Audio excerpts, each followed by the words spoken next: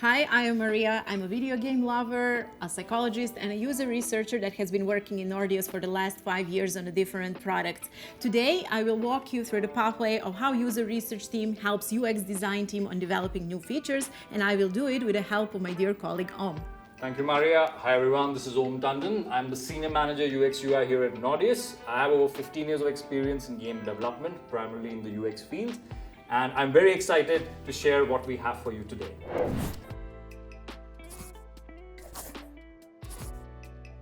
So let's talk a bit about our game. So Golf Rival is the second most successful casual golf title on mobile worldwide. We have over 60 million downloads in its lifetime, and we have had over 3 billion sessions, unique sessions of gameplay with our players worldwide. We are also very proud of the fact that this game is run successfully by a team in Belgrade here in Serbia. And the question that might come to mind is, hey, we are based here in Serbia, but how are we catering to the needs of these players all over the world? So Marija, can you enlighten us? How do we go about designing these experiences for people all over the world while sitting here in the heart of Belgrade? Yeah, designing a game for a worldwide population, it's almost like, and especially if it's a live game, it's almost like running a restaurant type of a business. You need to update your menu from time to time. Sooner or later you will come to this. So basically our design process starts by checking out who are the people who are already playing our game. So by knowing who these people are, we can then imagine, okay, where can we stretch ourselves and find something else to add on top of what we already have in this game. And in a nutshell, I would say our users, they are like, because Golf Rival is a sports game, they mostly identify as male. They are coming worldwide, but most of them are coming from US. They are in a workforce, so employed, have families, have partner, living with children. And what I like a lot about our user game is that we debunk the myths.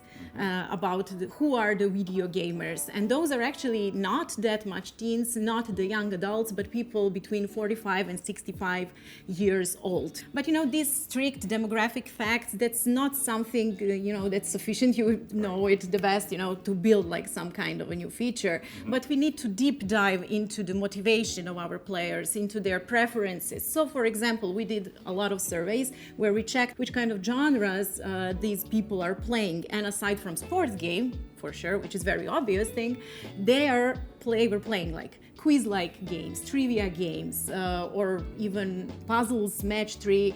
So we know that our user base is more into this casual type of games and less into this core type. For example, think of some kind of shooter game. And to add even further on top of this topic, we try to investigate what keeps this player in the games, what are their motivations, because you don't want player to come and download your game, play it for one day. You want it to stay for a long time in the game. So by checking these motivations, we can be pretty much sure if it is complementing with what are our aims when we design the feature. In these surveys, we found out that completing milestones is something that it's very interesting to our players. So it means they like to progress through different stages, collect, checkpoints, rewards, and with all this data taking into account, we made a report in user research team, and then we handed this data to Om and the design team. Thanks for that, Marija. Yeah, one thing I do want to point out is in most companies, the burden of user research lies on the UX team itself. Here at Nordeus, we are very lucky that we have a full-fledged UR department, which is a central team, and it serves different games and their needs. And the reason for that is, as UX designer, you have a bunch of methodologies, design stuff that you want to do on your own, and we are very close to the product. It is very easy to become biased. That's why having third-party experienced, trained facilitators and moderators and researchers is a great boon for us, because while they are part of a central team, they are not that close to the product as we are, and this helps remove a lot of biases. So with this treasure trove of data, motivations, aspirations that Marija and her team uncovers for us, we take this, discuss it with other disciplines like our product managers, game designers, and then we go about designing new features and ideas. What is it that we can build that will appeal to this player base? So let's talk a bit about Fairway Fortune, which is the feature we are going to cover in our talk today, and how we went about developing it. First question you might ask is, why do you want to develop these new features? So Fairway Fortune in a nutshell is a mini game, and as I mentioned earlier, our game has been out there for almost 6 years. It's a pretty old game. So the reason we want to create a mini game is every game has a set of actions which is called the core loop. For example, in case of golf, it's a player versus player game where a player can initiate a match. The objective is they have to finish a round of golf in lesser shots than their opponents. When they win, they gain some trophies and some rewards. Using those rewards, they can upgrade their clubs and balls, which is pretty much what they use to gain leverage in the game. So that's the core loop which players repeat. Now, by definition, this core loop is designed to match player skill and progressively scales. For example, more matches you play, the better you become at playing the game. But what would happen over time? Let's say you're playing it for days, weeks, months, years. You're bound to get bored. There's a bit of novelty factor which is missing. So just to refresh the user experience and add a layer of novelty, we do want to add mini games. So mini games, there are a couple of reasons. We see the market and we see what's trending. What are other products doing? What are these other games doing? We also found out through our research working with UR that people who play sports games, whether in real life, even those who go to, let's say, Super Bowl or soccer matches, doesn't matter. If they have an interest in sports, they do like luck-based systems. So what we wanted to do was a PvP game can put a lot of pressure on the player. We want to give them this relief time. Come into the game, play a match or two, but then what can we do to bring down this adrenaline, this anxiety, and let players have fun at their own pace? So that's why we thought we wanted to create a mini game which would be fun and luck-based and also introduces a degree of novelty into the game. The next question is, how do we develop features? We have something called a UX UI dev process. This is the golden benchmark that we use to develop new features, and it has 5 distinct phases. It's a combination of user research and user experience design methodologies that we combine together to make sure that whatever assumptions, ideas we might have, we can validate with our end users. So the very first phase is called research or discovery, where even before we start designing something, put an idea on paper, we want to understand, is there an appetite for this feature? Does it matches the motivations and aspirations that Marija spoke about? If we create something, will it be a good match with our target audience? So this discovery phase could include techniques like, let's say, interviews. Well, I would say interviews come a little bit later, but basic, most common type of desk research. When you, for example, sit, check online, what do you know about games? You go online, find some competitor, which is very successful, and you see, okay, for now, we know that we want to build a mini game because it brings this casuality to golf rival, this pause, break of the core loop where our users can play a little bit, but really play with no pressure. So we try to find if there is something similar in some other successful titles. And aside from that, we have also tools and collect data where we see that if some competitor, for example, implemented this similar type of mini game, we try to estimate and assess if this mini game impacted in a successful way this competitor. So basically we start with this desk research and then we further go with surveys, with interviews, whatever, if we decide to progress to actually create this feature, this mini game.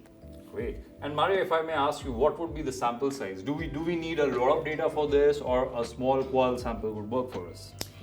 It depends of the question. If, for example, for the competitor, it's good to, have the more the merrier, as they say. Right. The more reviews, the more, the data points that we can be sure. This phase of research process is like the beginning phase of the development and development of the feature. And actually, it's like a reality check. Are we onto something? Can this feature be successful in the future? And if we greenlight this, then we really go into the design phase. Awesome. So as you saw, this is what happened in the discovery phase. We put out the idea, the assumptions, hypothesis we have about a product or a feature idea, and then user research tries to get some validation. They deliver a report to us, and then again, it's about key stakeholders, which involves a product manager, game designer, UX, design leads, get into a room. And if we see there's enough traction, there's enough appetite for this kind of feature, we go to the next phase, which is UX design. Within UX design, there are a couple of methodologies and artifacts we create. They can include user flows, player journeys, low-fit wireframes, prototypes. all that good stuff which we want to talk about later in the slide. And what happens is through UX design we reach a stage where everybody has given their feedback within the company or within the team itself, and then we create something called a MVP prototype. And it could be as simple as a paper prototype or something more usable which players can actually interact with on a device. Maria will cover more that down the line.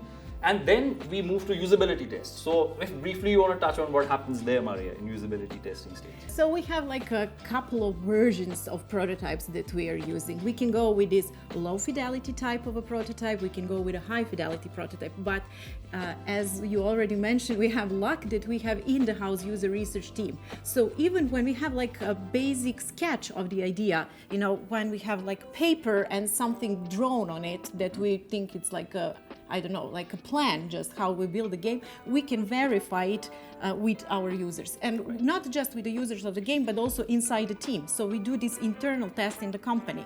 You know, everybody is actually involved in game design in our company. But we, you know, as user researchers, we don't prefer to work with this not low fidelity or even, you know, croquis of the prototype. What we actually like is to work with a high fidelity prototype, because this type of prototype actually is the closest to the reality, and we want to test it just before the launch. So we have like the correct estimate how it will work, and if we have some bugs and some experience disruptors to identify in this phase before we launch the feature.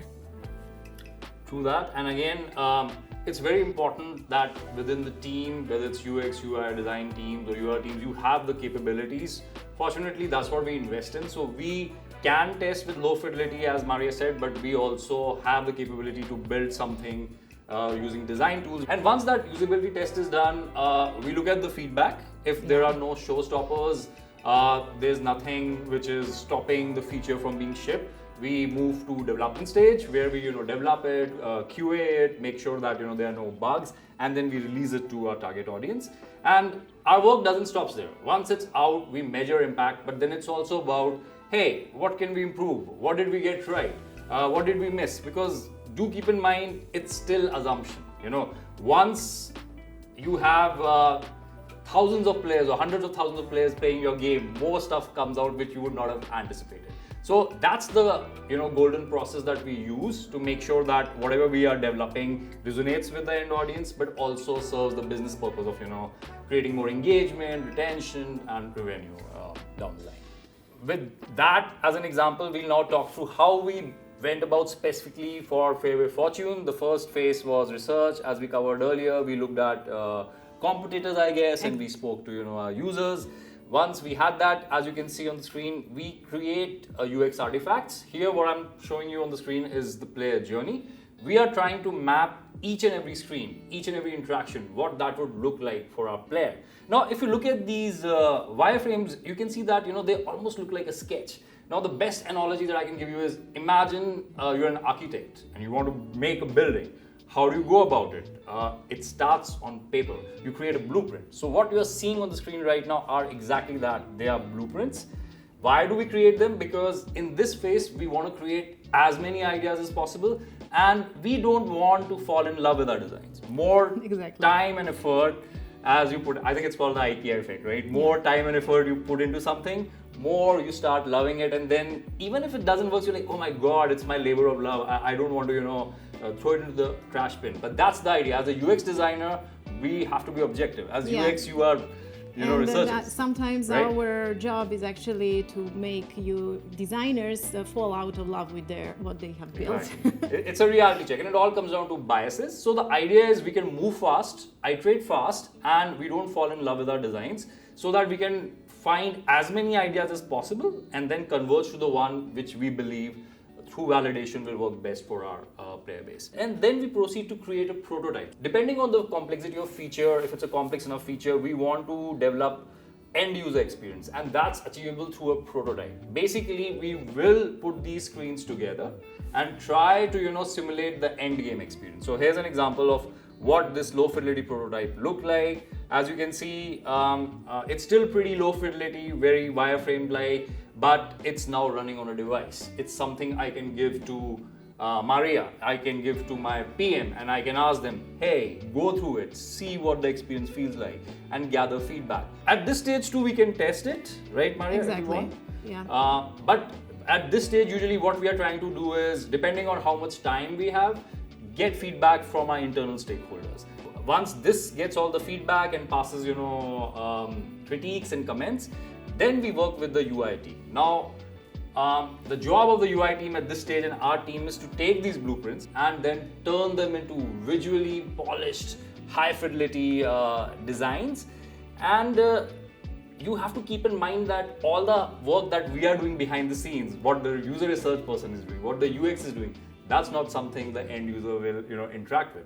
They're going to interact with these UI screens. This is the point of contact between the user and the journey that we have designed for them. So UI designers play a great role in taking the designs that we have created and then turning them into something very highly polished, very visually engaging, and create immersion. Immersion has different layers. It has visual, audio is a big part of it, animations are a big part of it. And once we have done this, then we create a high fidelity prototype, which you can see is running on the screen. And I'll explain what this feature is about. Basically, in this feature, it's a luck-based mini-game. It's a probability-based mini-game. There are 60 levels in this mini-game. What player will see in one round is 4 golf bags, which appear on the screen, and player has to tap on any of them. It's up to them. They can guess what they want to do. Now, 3 bags will contain different levels of rewards, but one of them will contain a broken club. So based on how the player is performing, based on sheer luck, sheer probability, if they click on the right bag, they'll get a reward. If they unfortunately get the broken club, they have 2 options. They can give up, they lose all rewards, or they can pay a small, hard currency fee and continue to progress. So that's what the feature is in a nutshell, and we have seen it creates a lot of anticipation on players' part. It is full of surprises and delights them. Now at this stage, this prototype is built using just design tools. We have not gone to software development yet, but just looking at the prototype, you can see how it simulates the end user experience. And now is the time we would like to push it to Marija and her team for usability testing. It is like the perfect time for testing because you have either the video of how feature works, or you have real prototypes. So you take the phone, the user takes the phone, a researcher sits like sitting next to me. We are playing it together. The player is leading this process, but the researcher monitors it, quickly reacts, asks different type of questions, and the type of questions we have actually is what they like, if they don't like it, if there's something that we cannot understand or they do not understand, how they're going through different menus. Maybe sometimes, again, a reality check. Sometimes we design and we think the flow through different menus will be one way, but then in the prototype testing we find out that users are going different route. So these little things are that we are testing, as well as monitoring for their overall sentiment toward this feature, and also what kind of players there are. Because sometimes they say, I'm rarely getting inside this game, and maybe they don't like the feature, but it's not that important to take into account, because their impressions, because they're not that into the game. But some people are playing it every day, and when they test this feature, their impressions have the bigger weight on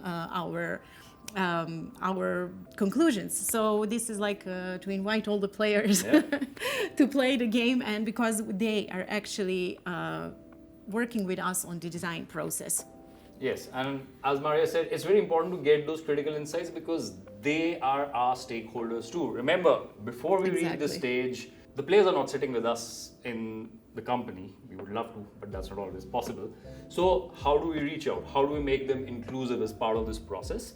And one of the things we need to call out is when we are building, the prototypes that we build are completely built by UX and UI teams. At this stage, we have not gone to software development. Why? Because in any company, dev time is the most costly resource, and we don't want to put our software team or developers to work on it till we are sure that this is what we want to get right. Because time ultimately equals money. So whatever we build also has to be sustainable.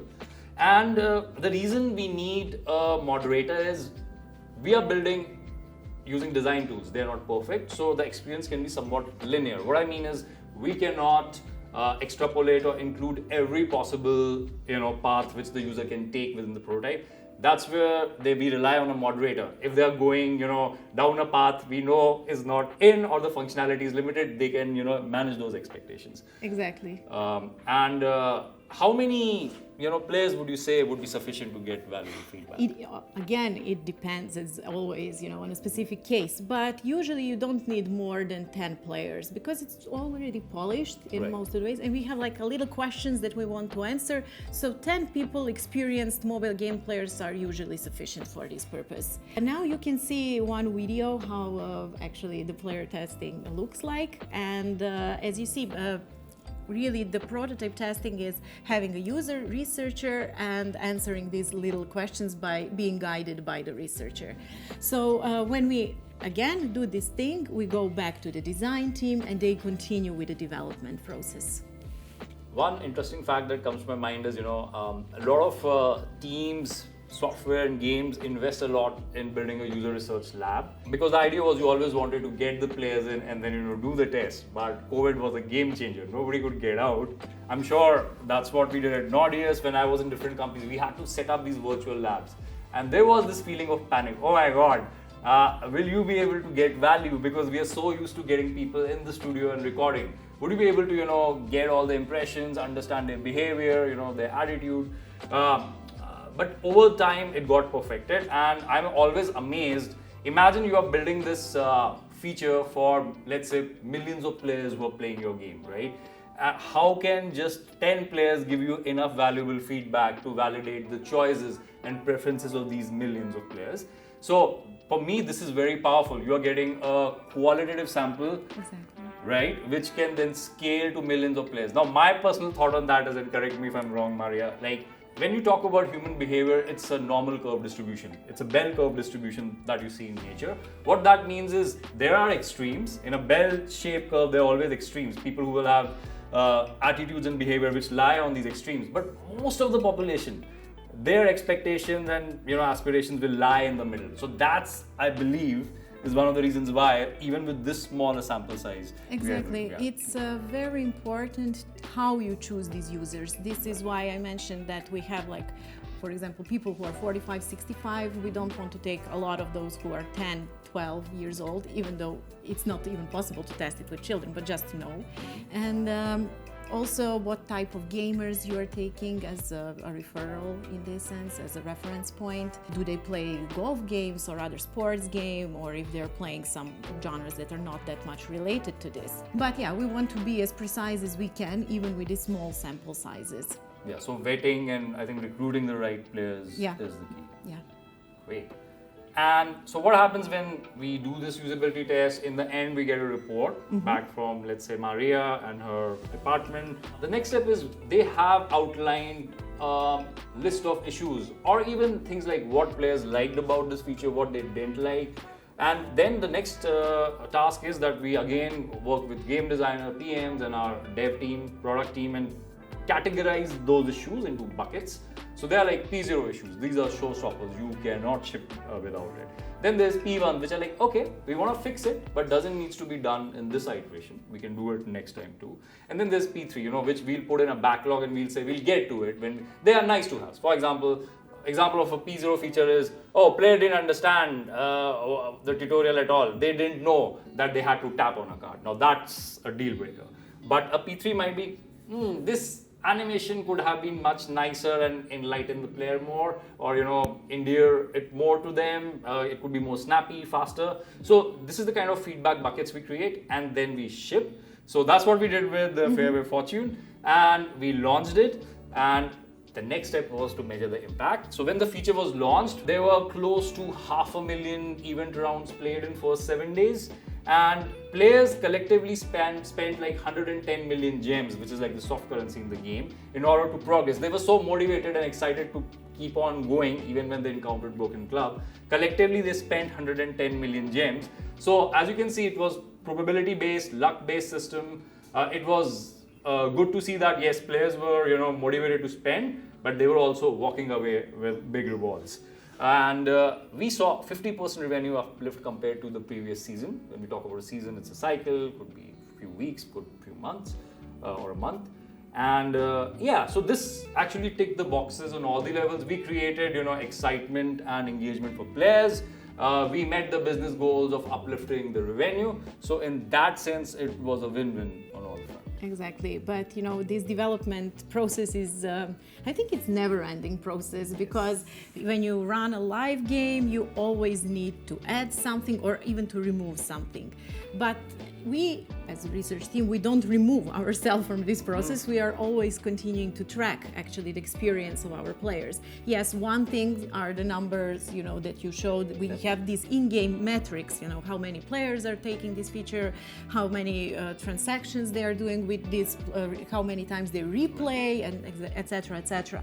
But what we don't know by just looking at the in-game data is how our users feel. So we do a lot of sentiment tracker surveys after the release of the feature. We are doing it month over month after every next release. And what we noticed after the initial launch is that novelty experience was great. Users were happy with it, but when we thought about replayability, we were not that happy with it. We said, why only, like less than 50% people want to replay this game? So we said again and said, hey, can we build something even better? So then Om worked with a team on the reiterative process of designing this feature. I see, that's the reality check. While you can take a pause once you launch and say, yeah, it's a big celebration moment, we hit all the boxes. You can't stay at that point for long, and that's the part about impact measurement. Continuously we have to test, as Marija said, what happens over time. Remember that's the reason why we built the feature in the first place, because we know once players get used to the event, the interest will normalize.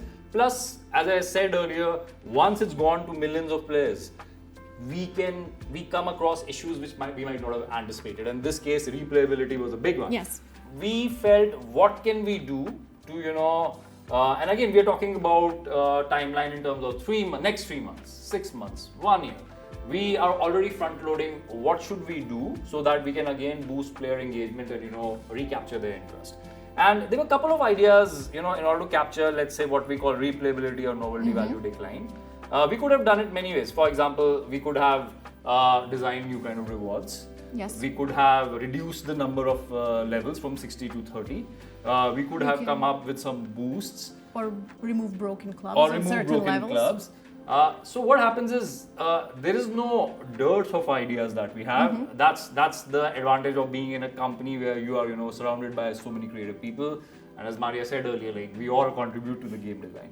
But you have to keep in mind there will always be constraints. There is time and then there is cost. So based on that, what we came up with was, hey, how do we renew the novelty value? We realized we are, kind of releasing this event in different seasons. For example, there could be Halloween, there could be Christmas, there could be these big holiday seasons. So why don't we reskin it in a way that makes the event look new in terms of how it's visually perceived, add new animations and sound, but it still has its essence of the core mechanics. Exactly, but not remove what players like, and it's like what they get used to, like these 5 levels, guarantee reward at the 5th level, and the broken club system. So we didn't move like the core element of this feature, just the visual aspect. Just the visual aspect. And we launched it, and checked again with our data team what is going on and how this performed. We have made sure that it feels like it's Christmassy.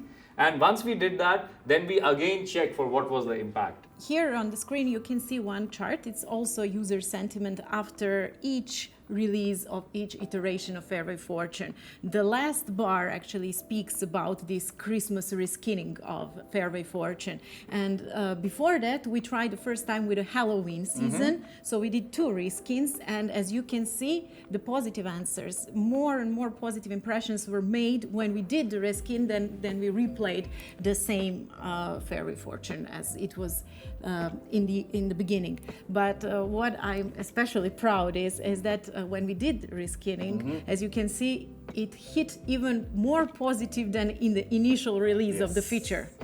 So I think it was a big win for us. And we found out about the direction we can use. So changing a little bit these visual aspects actually adds that much wanted novelty that we wanted to do and have. Yeah, and again, as you can see from the graph, surveys that we are constantly doing after every iteration, you can see how it peaked when it was launched and then it went down, but again went up at Halloween, as Marija said. Exactly. It's amazing that even just investing in the art itself without making big functionality changes, you know, the kind of impact you can have. So that was definitely a big win for us, as Marija said.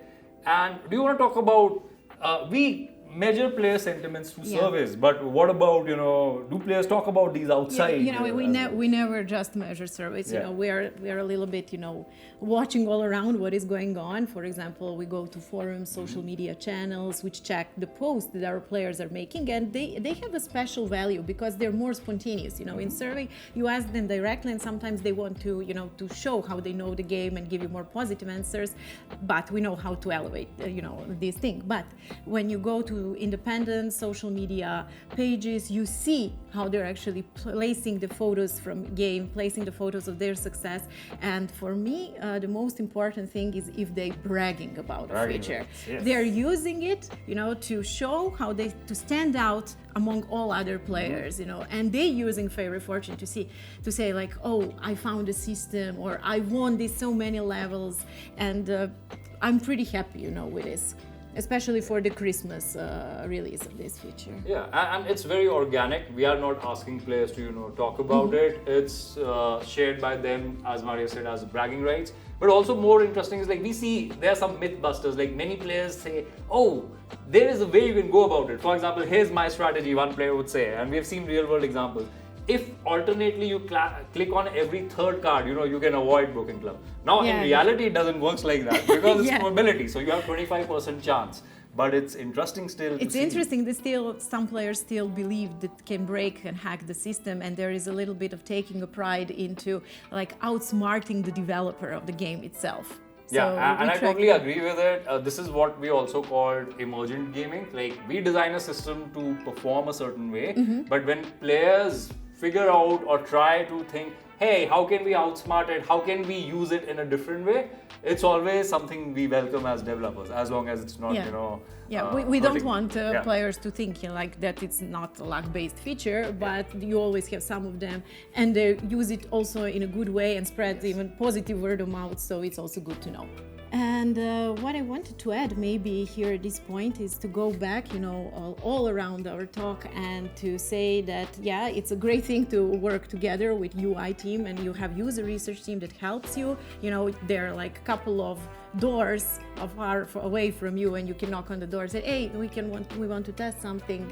Can you help us? Yes, it's always a yes, as you know. But the other thing that I like also with the Golf Rival, because we have a lot of users, is that they're really included in this process from early development phases. We can ask them before, like when we checked who are they, what kind of games they play, and we include them even in the end. And you know, the final verdict is, and the final word is always the word by our users. So we have like PMs, UX, UI design team, user research team, art team, and I would add like one more plus on it, our users and players of the game. Absolutely, and I think it's very important because it's not just that we are talking about player-centric design process. Just because it's a good practice, it has real-world implications. When you build something along with key stakeholders and the player stakeholder, even though they're not in the building, you are mitigating the risk. What kind of risk you are mitigating? Imagine we are siloed from the player base. We build this feature in silo. We assume, this is the best we can. We are the developers. We know, what's good for the player. And mark my words, historically we have seen gaming companies do that. And then they release in the wild, and the game or the feature tanks. It receives harsh criticism. So this mitigates the risk on business. All the cost, time, effort that we are putting in. We are in a business and we have to be sustainable. That risk is heavily mitigated when you are validating constantly with players the value of what you're creating, and then in turn, not only it helps create engaging experiences for the players, but create a sustainable business model as well. Thank you for watching, guys. I hope it was educational and it gave you deeper insight into how user research and UX teams work together and collaborate with other disciplines to create these features for our beloved player base. And I would invite you to stay tuned and follow Nordeus channels for more updates like this. See ya. Cheers. Cheers. We need this.